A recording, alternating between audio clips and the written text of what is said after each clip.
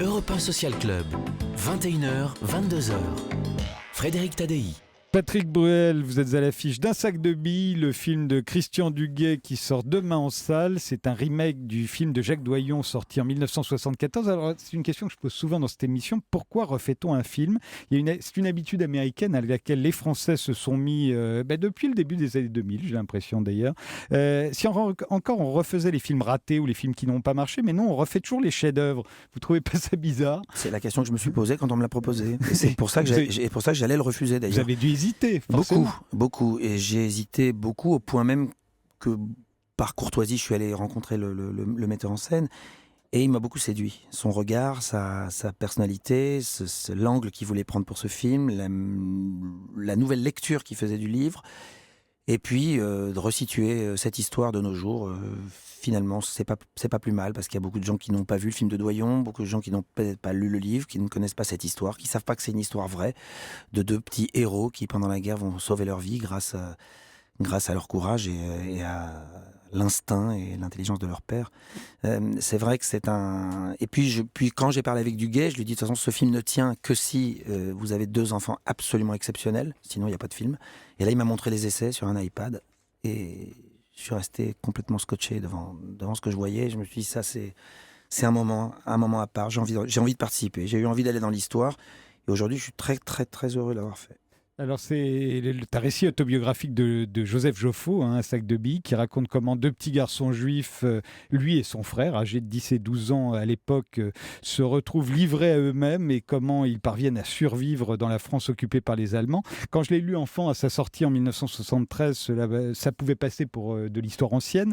Mais aujourd'hui, il y a des milliers de mineurs isolés parmi les migrants qui se retrouvent dans notre pays. Et même si leur sort, évidemment, n'a rien à voir avec celui que les nazis réservaient aux enfants juifs, cette histoire résonne d'une façon différente au moment de la sortie du livre.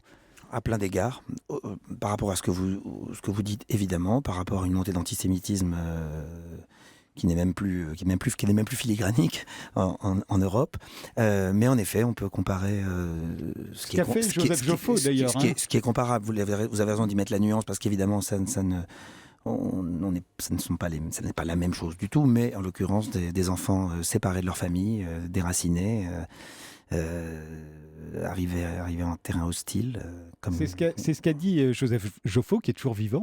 Vous avez dû le voir sur le tournage du film. Tous les 3 jours. tous les 3 jours. Et il dit, comme nous, il y a 50 ans, ils se retrouvent sur les routes, totalement isolés et livrés à eux-mêmes. J'espère que le film nous incitera à nous interroger sur le destin de ces enfants et de ces familles déchirées. Et lui, c'est comme ça aussi qu'il le voit.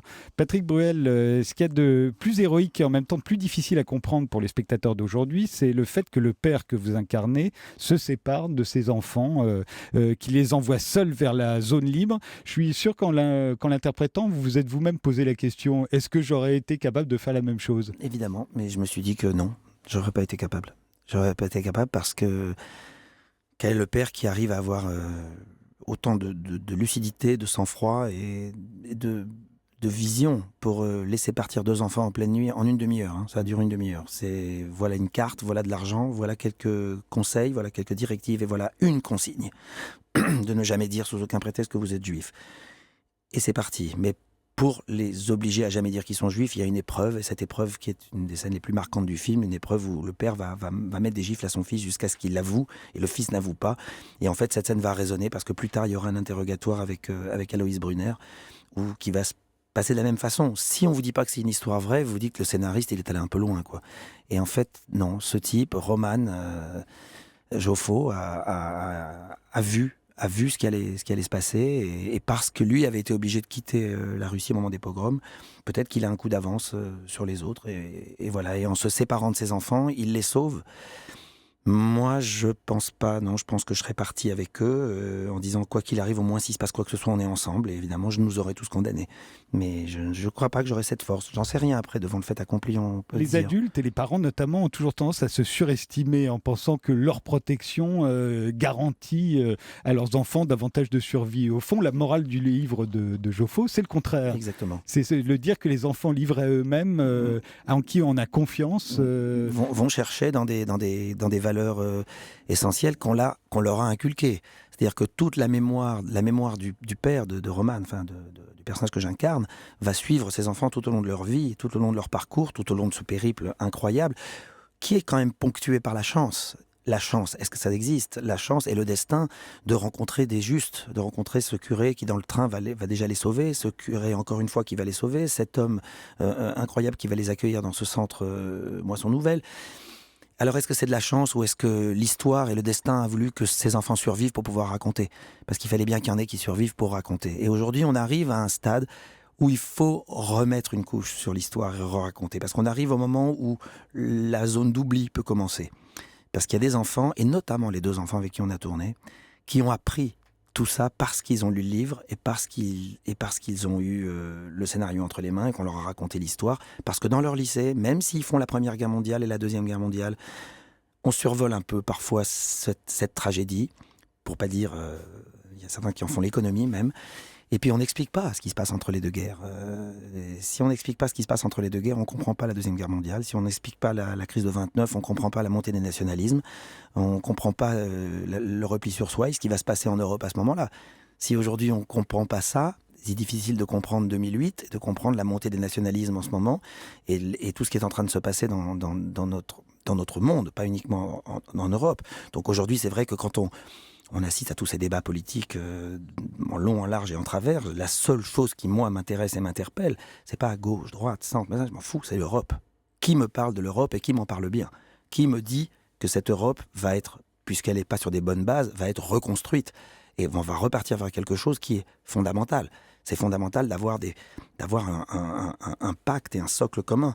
Parce que sinon, vu les crises et les montées et les replis sur soi qu'il y a en ce moment, je pense qu'on se dirige vers des lendemains terrifiants. Le Brexit est une erreur fondamentale. Patrick Boel, vous dites qu'il a fait une relecture du livre, Christian Duguay, le réalisateur. Vous la voyez où, vous, cette relecture ? Je pense qu'il l'a fait avec la complicité de Joseph Joffo. Je crois que fondamentalement, il voulait donner... Joffo voulait donner une image différente, un tout petit peu de leur parcours, et une image différente de son père. Je crois que c'était très important pour lui. Je pense que Joseph a certainement idéalisé son père. Il nous décrit un type tellement incroyable. Le père que vous jouez, hein, je rappelle. Il l'a tellement idéalisé. Le type est tellement extraordinaire. Mais c'est cette image-là qu'il voulait donner de son père. Donc moi, c'était pas une pression, hein, mais c'était ma mission. C'était d'être que dans les yeux de Joseph Joffo, il voit Roman tel qu'il l'a imaginé, tel qu'il l'a rêvé. Parce que quand même, quand Roman s'en va... Joe est encore très petit. Donc voilà, je pense c'était important à leurs yeux.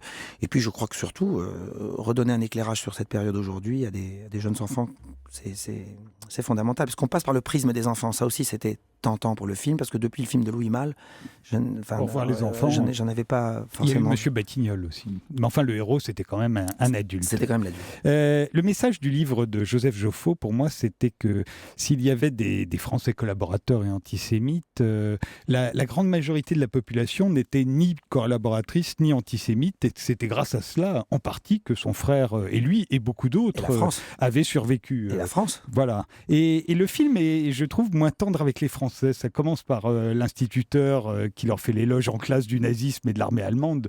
C'était pas dans le livre, ça. Il y a les enfants qui les insultent dans la cour de récréation, alors que dans le livre, il y en avait qui les défendaient, et ceux qui les défendent... Ah, il y en a encore qui les défendent. Oui, mais si, moins. Il y a le petit, là. Oui, il y a le petit, mais bon, moins. Les policiers français qui viennent, il y a une des scènes climax du film, c'est quand vous retrouvez avec votre femme contrôlée par des policiers français qui sont de véritables ordures, qui vous soupçonnent d'être juifs. Dans le livre, ils étaient sympas, les policiers français. Oui, mais ceux qui venaient contrôler... Souvent, mais dans le cas de ce qui s'est passé avec les Joffo, c'était des flics sympas. C'était des flics, comme il y en a eu aussi, qui venaient prévenir les familles la veille en leur disant « Attention, il va y avoir une rafle le lendemain », etc., etc. Et je me demande si on n'est pas devenu trop dur avec les Français de cette époque. Est-ce qu'on n'a pas tendance à les noircir ? Moi, je pense que le film dit aussi le contraire. Parce qu'à un moment donné, il y a aussi le passeur qui, a priori, il tombe sur le bon passeur, il tombe sur le bon curé, il tombe sur les... Non, je pense que ça me semble équilibré. Mais de toute façon, ce qu'il faut se dire, parce que je lis entre les lignes ce que vous dites, Bien sûr que là, il y avait des antisémites, il y avait des salopards, mais la France n'était pas un pays antisémite, n'était pas un pays de salopards. Elle ne l'est toujours pas, heureusement. Mais par contre, avoir la vigilance de savoir déceler là où ils sont, oui. Un sac de billes, c'est un film de Christian Duguay, d'après le livre de Joseph Joffo, avec Patrick Bruel. Comment s'appellent les deux enfants qui jouent dans le film ? Alors, Baptiste Fleurial et Dorian Leclèche, et qui donnent en effet à ce film une clarté, une luminosité, une joie magnifique, parce qu'à travers leur enfance, à travers l'insouciance de l'enfance, tout ce parcours, tout ce voyage va être teinté d'humour, de moments très drôles, notamment quand ils sont à Nice et que ça se passe un petit peu mieux pour eux, où il y en a un qui commence à un peu draguer les filles et l'autre qui commence à se dire tiens, je sais pas quoi faire, donc je vais faire du marché noir. Et ça, on sourit, on rit, et puis on est ramené instantanément à cette réalité qui fait d'eux, comme vous le disiez, des adultes.